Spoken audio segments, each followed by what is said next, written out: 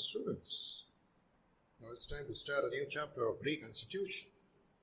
That is, retirement or death of the partner. So reconstitution is divided into three parts. First, it's change in profit sharing ratio. माने partners तो वही है, उनके internal condition बदल जाती है. Second is admission of a new partner. माने एक partner नया admit होता है. And third, retirement or death. That means the exit, right? Either from the firm or from the work, right? So fundamentally, what are the circumstances of retirement? Death तो किसी planning में नहीं होती ना, तो बस हो जाती है ईश्वर की मर्जी के मुताबिक. But retirement can be planned, right? So, what are the circumstances of the retirement of a partner that can be divided into two parts? It's as per the Indians Partnership Act, and second is voluntary retirement of a partner due to his personal reasons. So as per the Indian Partnership Act, it's you are given all. Some theory portion is needed because if they ask some questions out of this, then you should not be in trouble. So first is unanimously when any partner can retire by unanimous consent of all partners. मैंने सबको बता दे कि भाई अब मैं जा रहा हूँ. That's not possible, right? And by notice, a partner has a right to retire from the firm by giving notice to other partner in writing indicating his intention of retirement from the firm. माने वो notice दे करके बता देता है कि भाई इस particular दिन से मैं अपनी सारी services as a partner discontinue करना चाहता हूँ. Then by contract, so any partner can retire as per the condition of the partnership deed. तो कॉन्ट्रैक्ट जब होता है पार्टनरशिप का तब ऐसी कोई कंडीशन हो सकती है कि भाई इस पर्टिकुलर सिचुएशन में as per this contract the partnership will end. So contract के मुताबिक वो एंड होती है, ये हो सकता है. So that is as per contract. Then insolvency of a partner, naturally when a partnership of any partner ends from the date from which he is declared insolvent. माने अगर कोई भी पार्टनर insolvent declare होता है तो अपने आप ही वो पार्टनरशिप फर्म में से रिटायर हो ही जाता है, right? That becomes the end. Death of a partner, right? Automatically death will end the partnership relationship. Expulsion by the other partners subject to the provision of partnership deed. A partner can be expelled by the others. माने अगर कोई partner को ऐसी हरकत करता है कि दूसरे उसे पार्टनरशिप में से निकाल दे कि भाई आप जो कर रहे हो पार्टनरशिप फर्म के हित में नहीं है. It's not in the interest of the firm. At the cost of firms interest you think about your personal interest. In that case this man. So this as per the Partnership Act. Now, a voluntary retirement of a partnership due to his personal reasons. So a partner can decide to retire from the partnership firm due to his personal reasons, and an active partner is required to give public notice regarding his retirement, and otherwise is responsible for the liabilities towards the third parties arising from the activities after his retirement. तो कोई भी active partner इस तरीके से retire हो सकता है, ठीक है. तो वो अपनी कंसेंट बता रहा है वॉलंटरीली कि भाई अब मैं नहीं रहना चाहता हूँ, something like that. Now the important accounting aspects and accounting treatment. तो कौन सी चीज़ें इस पर्टिकुलर सिचुएशन हम करेंगे. जैसे हम एडमिशन में हमने देखा था कि भाई वो चेंज इन P&L रेशियो था, सेक्रीफाइस था, right, goodwill, premium for goodwill, ये सारी चीज़ें थी, revaluation of the assets and liabilities. तो बिल्कुल उसी तरीके से यहाँ पे भी कुछ उसी ट्रैक का कुछ फॉलो होगा, but it's gonna be in a way reverse to that. Names and headings would have been similar. जैसे वहाँ पे सेक्रीफाइस था तो यहाँ पे गेन हो सकता है. Hence, a new P&L ratio, so calculation of new profit loss sharing ratio and calculation of the gaining share of the continuing partner. माने एडमिशन में क्या था कि भाई कोई एक पार्टनर एडमिट हो रहा है तो हम अपने शेयर में से निकाल करके उसे कुछ देते हैं, तो सेक्रीफाइस है. तो यहाँ पे बिल्कुल रिवर्स हो जाएगा कि कोई निकल रहा है तो उसका शेयर अब हमें मिलेगा. जैसे फनी एग्जाम्पल, लेकिन आप सोचो आप बस में जा रहे हो और 2 की सीट में 3 लोग बैठे हो, राइट, और एक बंदा उठ जाता है तो बाकी दोनों को क्या फील होता है.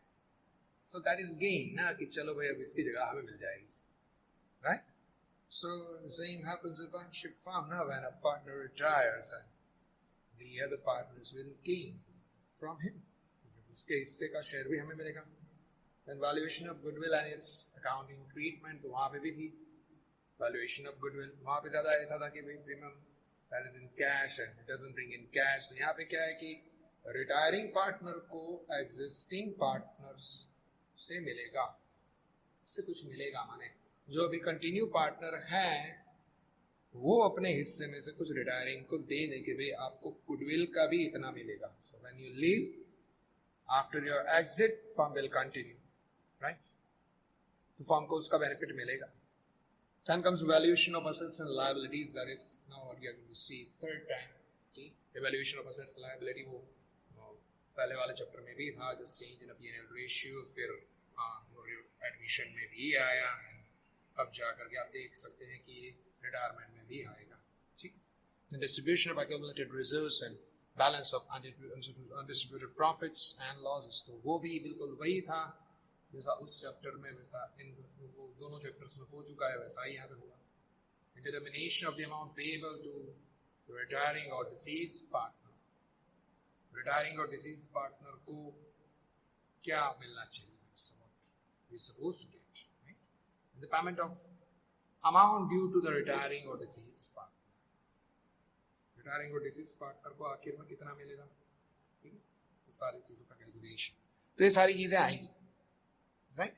तो स्टेप बाय स्टेप शुरू करते हैं। पहला आता है calculation of the new profit and loss sharing ratio and gaining ratio, ठीक है। तो उस हिसाब से देखिए तो न्यू शेयर यहाँ पे कैसा रहेगा, that is old share plus gain, और गेन का मतलब क्या होता है, new share minus old share. सारी चीजें अगर आप उसको एडमिशन से कंपेयर करेंगे तो सारी चीजें रिवर्स दिखेंगी आपको, राइट, रिवर्स में सारी चीजें जा रही हैं, कुछ ऐसा आपको मालूम होगा क्योंकि वैसा ही एक्चुअली हो रहा है ना, process is exactly reverse. Admission में कोई नया पार्टनर एडमिट होता है तो रिटायर में कोई फर्म छोड़ के चला जाता है, तो एडमिशन में वो आता है तो हम उसको अपने हिस्से से कुछ देते हैं, तो रिटायरमेंट में वो चला जाता है तो उसके हिस्सा का हमें मिलेगा, just like that. So in various situations, how to calculate the new P&L ratio, that's what we'll find here. Through various illustration, we'll see. M and O are the partnership profits and loss. The ratio 4:3:2. Calculate the new P&L ratio under the following situation. If M retires, or N retires, O retires. मतलब ये तीन situation आपको दी गई है कि अगर M retire होता है तो क्या होगा, अगर N होता है तो क्या होता है, अगर O रिटायर होता है तो क्या होगा। तो ओरिजिनली है 4:3:2। सिंपल सी बात है, इसमें कुछ कैलकुलेशन जैसा खास नहीं है, but it's a matter of just simple common sense. उस कॉमन सेंस से हमें कुछ उसको देखना है कि अगर कोई एक पार्टनर रिटायर होता है, ठीक है, तो उस सिचुएशन में जो है नया रेशियो होता है वो बाकी के पार्टनर का अपने आप बन जाता है। सपोज एम रिटायर्स तो एम के हिस्से का 4 वो निकल गया, तो बाकी बच्चे एन 3:2, तो वो हो गया उनका new ratio. If N retires तो एन का हिस्सा था 3, तो 3 को आप दबा दो, 4:2 माने 2:1, that's going to be the ratio between M and O, something like this. And if O retires तो ओ का हिस्सा था 2, तो वो निकल गया 4:3, so that's what you'll find here is 4:3। बिल्कुल उसी तरीके से काम हो रहा है, ऐसा कुछ नहीं, राइट। कोई भी एक पार्टनर रिटायर होता है तो बाकी बच्चे पार्टनर्स जो है वो अपने ओल्ड रेशियो में अपना बिजनेस कंटिन्यू करेंगे, they will continue to operate in their old ratio. फिर ओल्ड और न्यू का डिफरेंस आप निकाल दो, तो जैसे वहां पे होता था वैसे ही यहाँ पे होगा, ठीक है। उसी तरीके से यहाँ पे दूसरा इलस्ट्रेशन में दिया गया है कि M and O are the partners in profits and loss and this ratio, and find out the new ratio, right, under the following cases. Again, M retires, N retires, and O retires. The only thing is they have given it's like 4/9, 1/3, 2/9. So 1/3 को आप convert कर दो ना, denominator will be equalized. इसमें कुछ खास ऐसी नई बात नहीं है, ठीक है। नया रेशियो तो बिल्कुल उसी तरीके से आएंगे जैसे वो वहाँ पे आए थे, राइट। तो आप एक काम कर सकते हैं कि ओल्ड और न्यू का डिफरेंस कैसा रहेगा, ठीक है। New share, right, new share जो है उसका ओल्ड से हम डिफरेंस निकालें तो क्या होगा, वैसा एक सम कैलकुलेट करके देख देते हैं कि भाई अगर एम रिटायर होता है तो क्या होता है। तो बिल्कुल उसी तरीके से एन का ओ का थोड़ा लॉजिक कर सकते हैं, ठीक है। So let us go for one sum, right? तो अभी रिटायरमेंट का सम हम करने जा रहे हैं। पहले 3 पार्टनर्स जो है उसका रेशियो अपन देख लेते हैं। ओल्ड शेयर, ठीक है, M and O. It's 4/9, 3/9, 2/9. And the new share, suppose you are told that M retires, so new is going to be 3/2.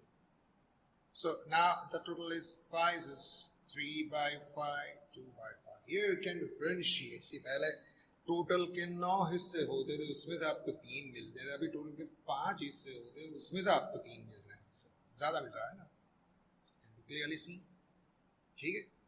अब इस सिचुएशन में हम अगर गेन को देखें तो गेन का मतलब होता है नई सिचुएशन वो बेटर है। गेन मीन्स या gaining something, means new situation is better, so will say new share minus old share. तो अभी हम एन को देखें, क्योंकि एम तो रिटायर हो गया। एन का न्यू शेयर है 3/5, old is 3/9। Simply go for a cross multiplication, तो क्या होगा? So it's 45, then 9 3s are 27, 5 3s are 15, it's 12/45. Fine, it's going to be gain of the existing partner N. Similarly for O, ठीक है, new is 2/5, old is 2/9. Cross multiplication, it's 9, 5 9s are, right? 9 2s are 18, 5 2s are 10, it's 8/45, right? So to say the gain ratio, okay, if I have to convert in the ratio, so here it's, you can see 12/8, that is equal to divided by 4, no?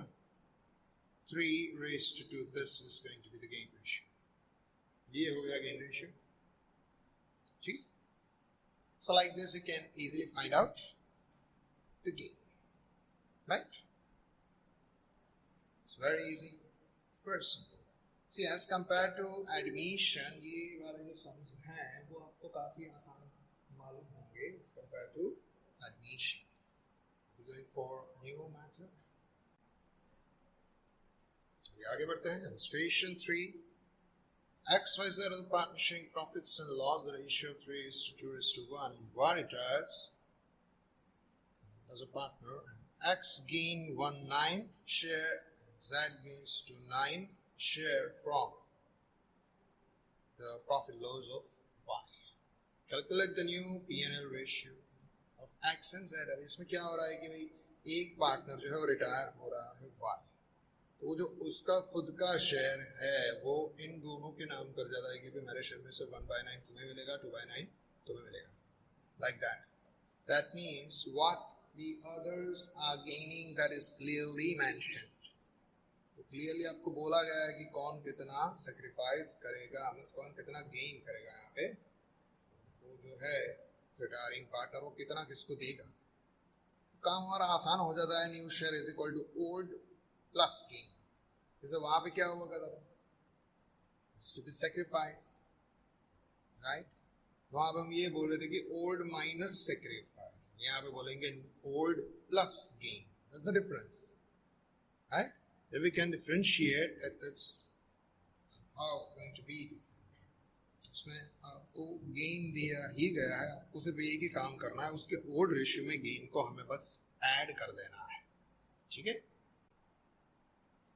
सबसे पहले देख लेते हैं कि उनका old share क्या था, ठीक है?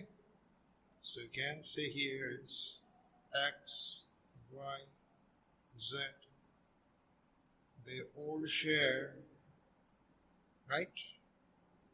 That is 3 raised to 2 raised to 1 divided by 6 naturally, total is 6. 3 by 6, 2 by 6, 1 by 6. Now O retires, Y retires, right? As Y retires, he gives his share in favor of this 2. वो अपने हिस्से का जो भी है इन दोनों को दे के जाता है. किस तरीके से? X gain 1/9 and Z gains 2/9. वो अपने हिस्से का जो भी है इन दोनों को दे के जाता है. So this becomes gain for both. Right? दोनों को अगर मिला दो, it's 1/9 plus 2/9 is equal to 3/9. 3/9 का मतलब क्या हुआ? यहाँ पे उन्होंने कहा कि 2/6. ठीक है, 1/3 ना, एक ही है. तो ये अगर गेन का टोटल बनाए तो रिटायरिंग पार्टनर का शेयर हो जाना चाहिए. Share happen. ठीक है, चलिए प्रोसीजर वाइज हम आगे बढ़ रहे हैं. Draw a simple line over here so that we can differentiate. आगे चलते हैं. सीधा साधा न्यू शेयर हमको लिखना है. New share is equal to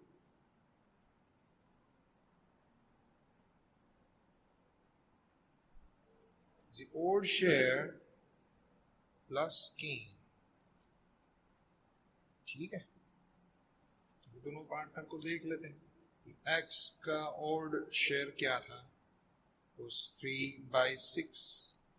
इसका गेन कितना है? 1/9. राइट? तो इसके डिनोमिनेटर को हमें इक्वलाइज करना हम कर सकते हैं. तो आप ऐसा देख सकते हो कि दोनों का एलसीएम निकालें, या फिर आप क्रॉस मल्टीप्लिकेशन करो तो भी चलेगा. या फिर कोई ऐसा कॉमन डिजिट निकाले कि दोनों के टेबल में हो. इस वक्त थोड़ा सा आसान अगर करें तो if you go for a cross multiplication, right, आसान रहेगा. 9 6 54.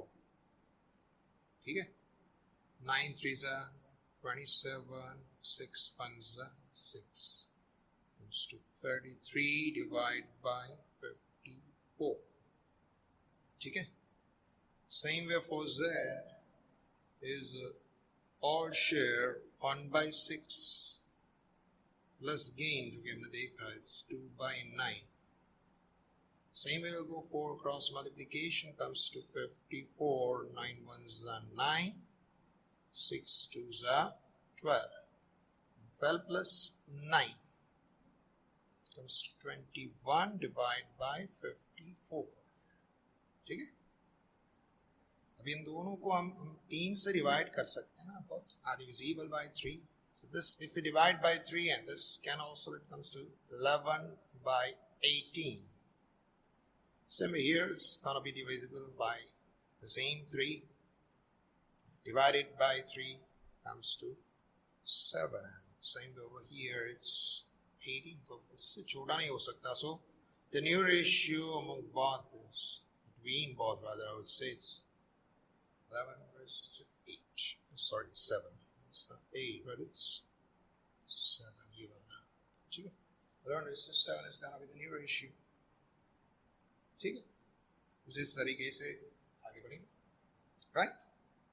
So now we'll move towards a new part, because in this case we found it through ready-made gain. लेकिन अब आगे चल के हम देखेंगे कि अगर आपके पास गेन ना हो लेकिन गेन रेशियो हो तो क्या होगा. ठीक है,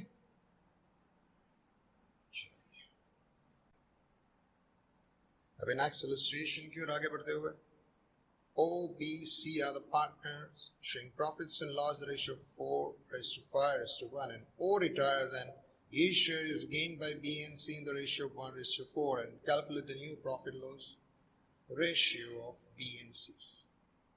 See what you are told? Gain by B and C in the ratio of 1:4. तो ये क्या है? गेन रेशियो है. जैसे वहां पे सेक्रीफाइस रेशियो हुआ करता था, तो रेशियो से हम सेक्रीफाइस फाइंड करते थे और फिर वो सेक्रीफाइस हम सबट्रैक्ट किया करते थे.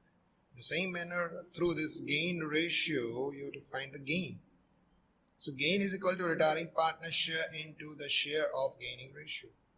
माने वो जो निकल रहा है उसका खुद का शेयर कितना और उसका कितना हिस्सा है. The ratio itself is that part. So by multiplying that, you'll be able to find the exact amount of gain and then you can subtract it. So let's start. तो नया सम जो है उसमें 3 पार्टनर्स हैं, that's O, B, C.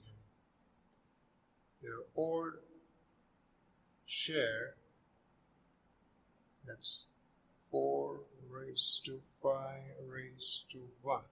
Divide करते जाएं by 10, right? Now who retires? We are told that O retires. ठीक है, तो O जो है अपने हिस्से का जो भी शेयर है, राइट, वो इन दोनों के बीच में डिवाइड कर देता है. कौन से रेशियो में डिवाइड करता है? That's in the ratio of 1 raised to 4. 1 raised to 4 माने उसका जो भी हिस्सा है, इसके 5 हिस्से होंगे, एक इसको मिलेगा, 4 इसको मिलेंगे, समथिंग लाइक दैट. ठीक है. So let's find first of all that what is the gain. Gain किसको हम बोलेंगे? So gain का मतलब होता है यहाँ पे retiring partner shares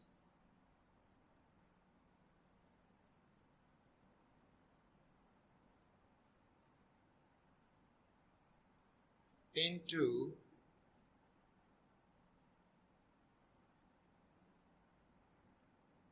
gaining ratio. ये क्या है? Gaining ratio. ठीक है. तो अभी B's gain, to find gain of B, so B's gain, B का gain कितना है? तो retiring partner है O, उसका शेयर है 4/10, राइट? 4/10 उसका शेयर है और वो जो दे रहा है B की फेवर में, that is 1/5 of his share, so into 1/5. ठीक है. तो ऐसे अपन मल्टीप्लाई करेंगे, it comes to 4/50. This gain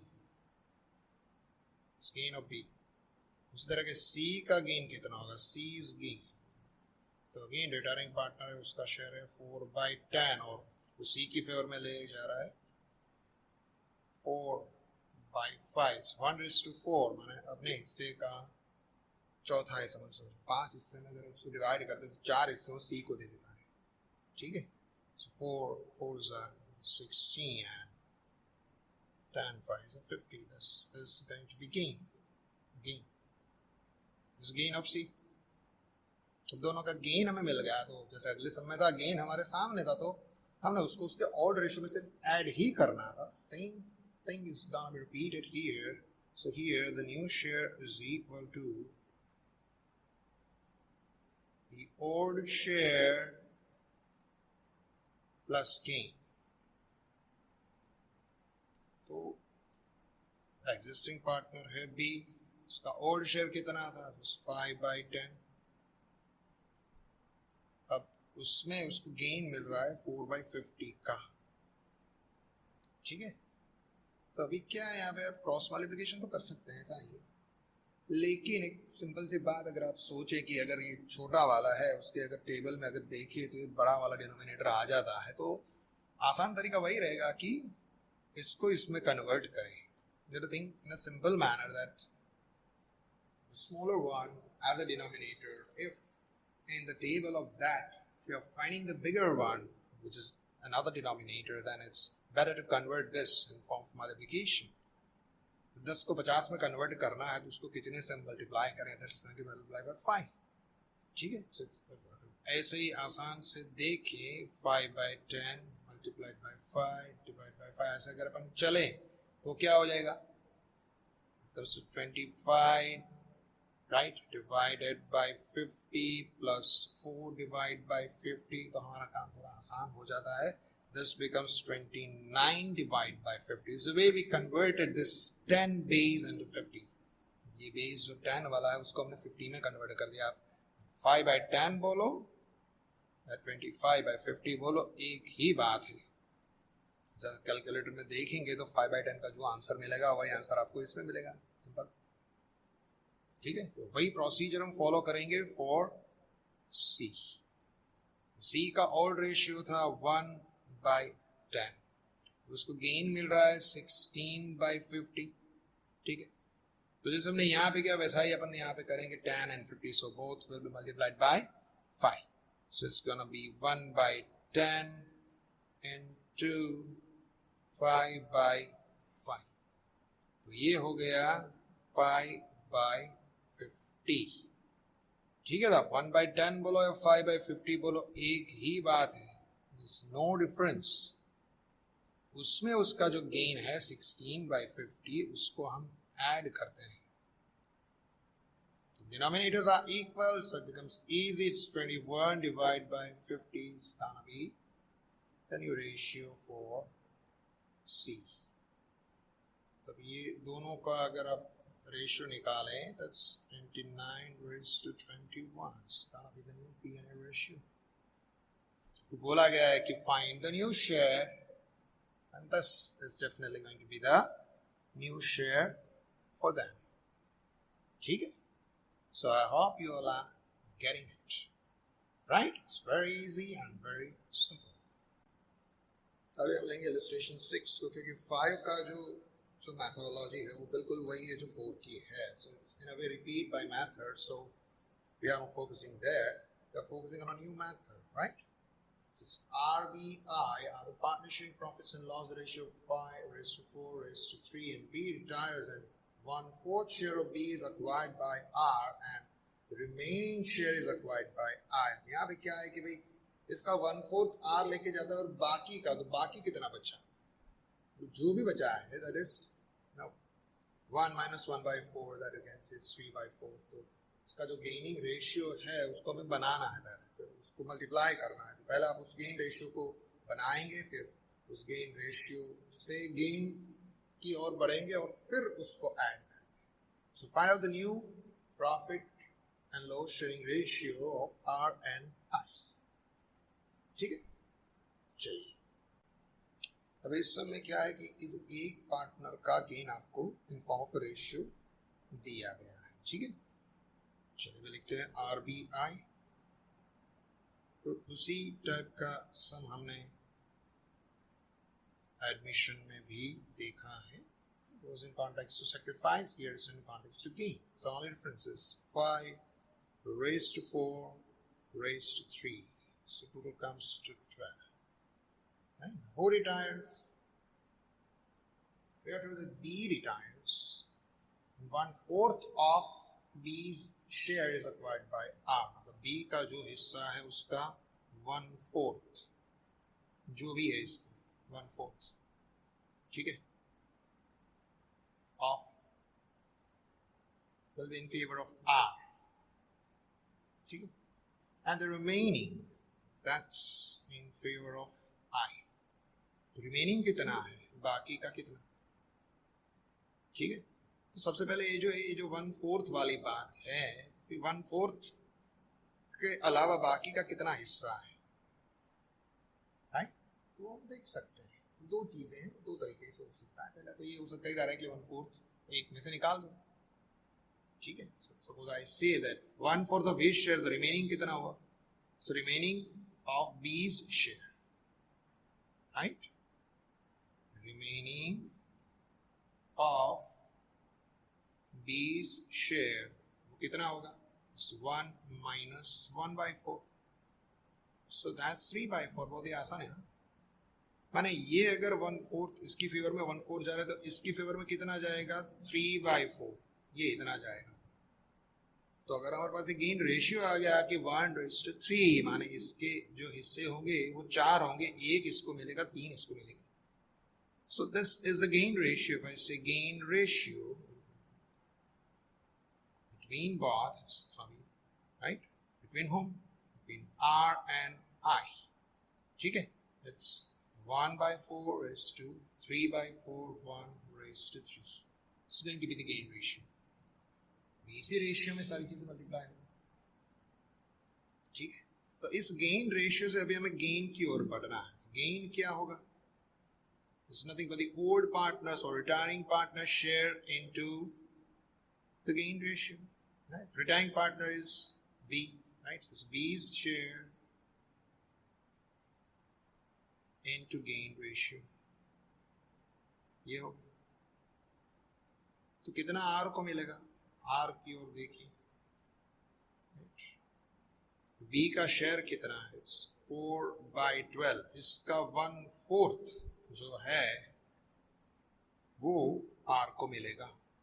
तो ऐसे ही सीधा कैंसिलेशन की प्रोसेस में अपन चले, 1/12 इज गेन